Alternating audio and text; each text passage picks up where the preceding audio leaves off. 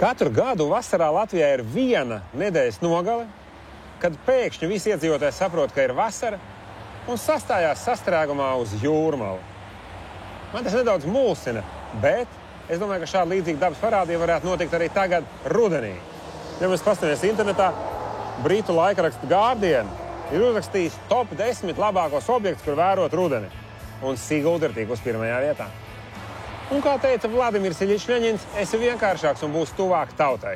Mēs arī būsim tuvāk tautai un tieši tagad zelta lapu laikā dosimies uz Siguldu. Priekš tam mums ir aplikācija Latvija Travel, apstīsimies, kur tad Siguldā ir turisma informācijas centrs. Jā, tas atrodas no šajienes 37 km attālumā. Aiziet! Rudens kā rudens, vienzie un kāja putni laižas uz Nīlu.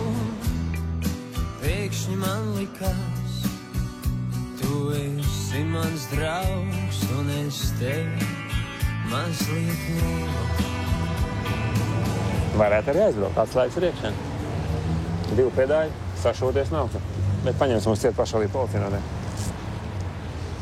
Tu esi šofers? Šofers, jā. Var noieriet bez šofera? Nē, bez šofera nevar. Kāpēc tev šoferi? Tu ir trolejbus tiesības? Kāpēc nevar pats braukt, piemēram? Nevar noieriet, grib pats pabraukāties. Tad ir jārunā, tur ir kaut kā... Nav tāds pakalpojums, Nē, mēs sniedzam tikai ar vadītāju, mēs kopā izsniedzam. Mēs ar elektrībā, tur visādi kosmonauti, ar motocikliem, ar 20. gadsimta tehniku, ar iekšzemes zinējiem.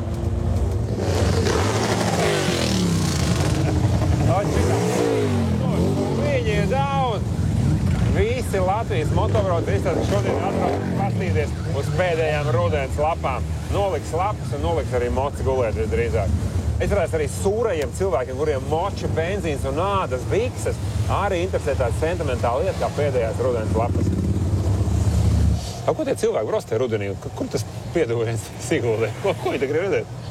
Daudz ir tādi, kas saka, ja tu esi, pieņemsim ārzemniekiem, ja tu esi atbraucis uz Latviju un tu neesi redzējis Siguldu, tad tu neesi bijis Latvijā. Redzi to lielo sienu, jā? Jā, ar logiem. Jā, tā ir tā lielākā siena, kas ir palikusi pāri no Krimulas viduslaika pils. Tur nekā lielāka nav. Tu tagad vedīsi kāds cilvēks apakaļ uz turieni? Droši vien, jā. Tu nezini nemaz? Nē, es vēl nemaz nezinu. Tu tā kā taksis, ķipa, būs, nebūs, Jā, tā kā apmēram. Tu esi pārdodam tev vietu kādam. Kurš grib braukt ar tramvaju apakaļ? Pa zemi. Nevajag nevienam. Ļoti labs taksometrs. Kas? Cik maksā? Līdz Siguldai atpakaļ tie 3 lati, līdz Turaidē arī 3 lati. Līdz Turaidē 3 lati un līdz Siguldai 3 lati. Fiks. С одного? Da. Apsties pārdevam tev izbraucienu. Redz, cik tur ir vietas? 5. 6. Un ko jūs te redzējāt? Bija kaut kas interesants? Gribējām izbraukt, bet... Rinda, ja? Nē, nav rinda, viņš salūza. Salūza? Jā. Vēl labi. Vēl 15 minūtes. Viņš kaut kā vidū karājās? Jā. Neviens netiek mājās? Ejam skatīties, kas tur notiek. Labi, brauciet ar taksi. Tu tos spieķis pārdod? Kur viņš tā esi? Ķīnā? Patēvs. Tepat Siguldā, Forši. Tu nezini, kāpēc viņi tieši šitāda zaļš, sarkans un tādas strīpiņas? Te nav neviens stāstījis. Bet viņi parasti līdzīgi. Viņi jau, nezinu, cik gadus ir līdzīgā izskatā. Kāpēc tieši tā? Kāpēc ne, piemēram, dzeltens un zils? Tu nezini? Nē. Tu uzvanām uzprasām. Telefona aparāts, uz kuru jūs zvanāt, ir izslēgts vai atrodas. Tev māma ir izslēgts, un žēl gan. Neko, tad mēs paliksim, nezinām, kāpēc viņi ir tādi, kā viņi ir.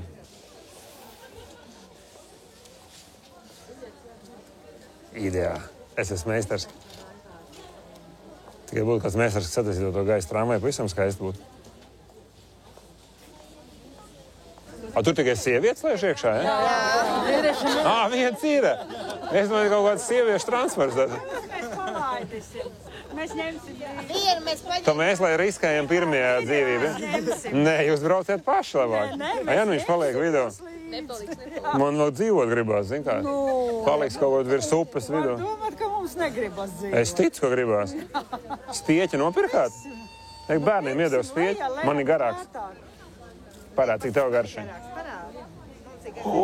Tevi garāks klausies, jo, Hedi. A, tavēs burbuļs laiž? Ko? Nelaiž, man neslaižiet. Grib pamēģināt? Pūt. Protams. Pūt, stupurāk pūt. O, redzēji, kā iet tā lieta, ja? Urā, brauc apakaļ. Ir, ja? Eurek tiešām brauc, kustās. Ideāli. Nu, jūs esat bezbailīgi, lai veicās. Es gan labāk pa zemi kaut kur. Nu, zvaniet, ja paliekat pusceļā. Nāks lapu? Nē, noks batut apakšā. Lieks ārā, ko tur daudz. Nu, ko mēs nešūpojiet vagoni, ja? Lai prātīgi. Ēšana ir ļoti svarīga turisma sastāvdaļa, pat svarīgāka nekā svešu ēku vērošana. Viens no vecākajiem Siguldas krogiem ir aparjots. Oficianti vīrieši un stabila kvalitāte. Nākamais šķiet jaunākais krogs Siguldā – restorāns. Tas varētu saistīt visādus moderni, lēni un svaigi ēdošos. Tepat gazpacho ir dzeltens. No kā tā zupa ir? No dzelteniem tomātiem. Vienkārši dzelteni tomāti? Ja tādu vispār nevar saprast, tad tu ēd un liekas, ka būs pilnīgi cits tas ir. Garšīgi. Vienīgi gaismirs bāru vajadzētu ieslēgt, būtu mājīgāk. Un meitenēm arī ēdienkartu vajadzētu pārcināt labāk. Taču ēdiens garšīgs gan ieskriesies. Ko vajag Siguldā apstīties forši? Kurš no Siguldas, kurš ir vietējais? Hipsterīgāko kafejnīcu. No kura tā ir? Kur tā ir? Nezinu. Mēs tagad zinām. No kurē tā ir? Vat tev uzdevums atrod. Statuelā benzīntankā kaut kādā. Atrodies 75 metrus no viņas. Kāds tas biskvīts varētu būt? Jā. Te gan visiem tā patīk, ka mūžīgi pilns un knapi var atrast, kur apsēsties. Bet kūks te dikti labas un siltie ēdieni arī līmenī. Uz Siguldas turisma informācijas centrs liek vislielākās cerības, jo biju pavasarī Siguldā un satiku meitenes, kurš teica, mūsu informācijas centrs strādā visas dienas nedēļā. Tā kā es domāju, te būs labi. Labdien! Klau, man ir viens pats pirmais un fundamentālais jautājums. Kāpēc šim spieķim ir tieši tāds dizains un kāpēc viņi ir tieši tādi? Zaļš ar sarkanu un kaut kas no koka, jā. Šie vairāk tās krāsiņas tika pielietotas, teiksim tā, Krievu laikā, jo bija tušas, tieši tāpēc ir šīs divas, pieņemsim, krāsas, jo tušas bija sarkana, zila un zaļa, un vienkārši pieprasījums vairāk bija pie šīm divām, un tā, lai būtu krāsaināks, lai būtu pārdodamāks jau šis spieķīs, tad jau bija šīs krāsas. Būtībā tas krāsu izvēle ir tikai no tā, ka Krievu laikos varēja nopirkt kancelēs precēs zaļu un sarkanu. Ļoti labi. Izklausās īstenībā ticam. Siguldas turisma infocentrs ir diezgan bagātīgs. Pilns ar visādiem daiktiem, spieķiem, striķiem, nākotnes torņiem un pat Džekija Čana portrets te ir. Meitene mums piedāvā tik daudz aktīvās izklaides iespēju, ka galva sāk griezties. Te var izliekt ar kumijām no gaisa tramvaju, te var rāpties meža kaķu trosēs vai vienkārši iznomāt riteni. Vai te var iznomāt riteni? Nu, piemēram, man vajag ar bērnu to krēslu. Ir, ja? Kaut kādiem, nezinu, invalīdiem tricikli vai kaut kas tam līdzīgs. Nav kaut kā? Ir normāli riteņi, bet ir ar bērniem ir. Bērni, pusauģi, mazie bērni aizmugurē. Un uz kurien var braukt? Kaut kādiem maršrutiem brauc, kur pagadās? Var braukt, kur pagadās. Ir arī maršruti. Ir vēl Celiņa pilsēta. Ir maršruti, kas ir kalnu maršruti. Līdz Līgatnei, līdz Burjāņiem. Tad ritīgi pa garo tādu, ja? Uz visu dienu. Un ja man tajā galā, piemēram, piegriežās vai nokrīt ķēde, tad man kāds rokas pakaļ? Teorētiski jā, ja tai brīdī... Bet ne uzreiz. 202. Jā, bet ne uzreiz. Neuzreiz. Un cenas? Pirmā stunda ir 2 lati, katru nākošā visu dienu? Visu diennakti tie ir 6 lati. Un šitā lamata arī tiešām ir dabonā? Šis ir pirmais fiksīts, ko es redzu ar bremzēm būtībā. Hei!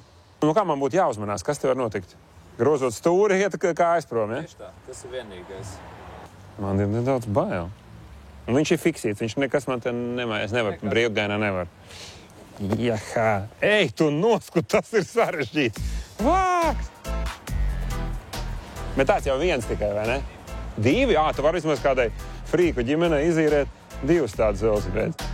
Ar velosipēdu var apbraukāt visu Siguldu. Tikai jāatceras, kad raiski nobraucot no kalna, būs jāmin arī atpakaļ. vai jāņem pacēlājs. Tā no šitās stalāšas ir labi vērot lapas. Jā. O, Tas tāds foršs ceļš uz leju braucot cilvēku to izmanto. Tā, lai kaut ko nenorauj tur. Sāk būs olu kultenis ar desu, nonāks lejā. Sigulda īstenībā ir ļoti labi vieta priekš atletiskiem cilvēkiem. Var braukt ar riteni kalna augšā lejā, var skriet, ja gribās, var rāpties visos šos tarzānos.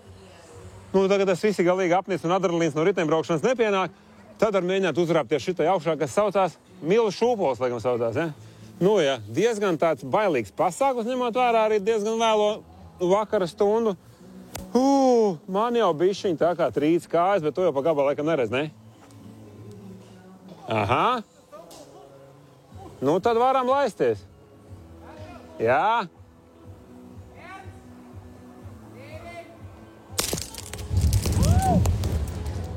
Opā! Aktīvi atpūt Siguldā. Pilnā klapē. Nav jau tā, ka vienmēr Siguldē brīnišķīgs laiks, spīd saule un var skatīties uz oranžām lapām. Vai jau gadīties, ka līst lietus. Un ko tad? Un tad ir izeja. Siguldā ir ļoti interesants kinoteātris. Tajā ir milzīgi beņķi. Tajos filmas laikā var ēst visu, ko var krogā pasūtīt, ne tikai popkornu. Būtībā šis kinoteātris ir nevis tikai siguldiešiem, bet, piemēram, Rīgā Juglā dzīvojošiem. Eju, brauc tur uz centrālo staciju, filmu skatīties, vai mašīnu stāvēt jāmaksā. Tikpat ilgu laiku aizņem atbraukt no Juglas līdz Siguldai un pastīties filmu normālā vidē.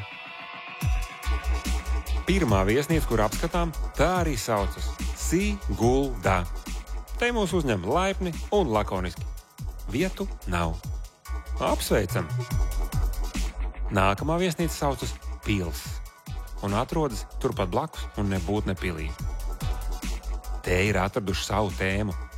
Varētu patikt tiem, kas mīl apmeklēt leļļu teātri. O, jop, cik bleķa onkols. Kāpēc neesmu nodošana krāsainajā metālā, viņš vērtīgs? Jā. Un arī te vēl ir visi tie zolēni. Stilīgi klausies, ne? A, te spokojās arī? Nu, kā jau bruņinieku pilī, ne? A, cik maksāšu tāds?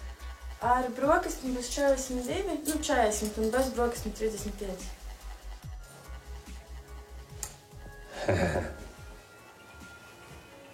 Viņam patīk, viņam pamāja, viņš reiz ieslēdz gaismu. Nākamā viesnīca bišķi tālāk no centra, bet ar labu krogu un smukā mājā, aparjots.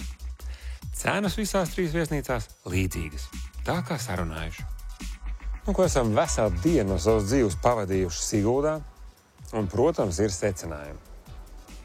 Sigulda šobrīd turismu ziņā var teikt labākais skolnieks klasē. Ar visu no tā izrietošo naidu no tiem, kur mācās sliktāk. Bet tā te ir. Te jebkurš, kurš ir iesaistīts turismu industrijā, saprot, kas ir jādara, ka turists ir vajadzīgs, ka viņš ir gaidīts, ka viņš ir jāņem opā, viņi ir jāčubinās un jābūt laipnam, un tā tās lietas griezīsies. Šeit pilsētā nav nekāds ražošanas, nekāds cits nenotiek. Te pelna tikai uz turismu un sanāk labi.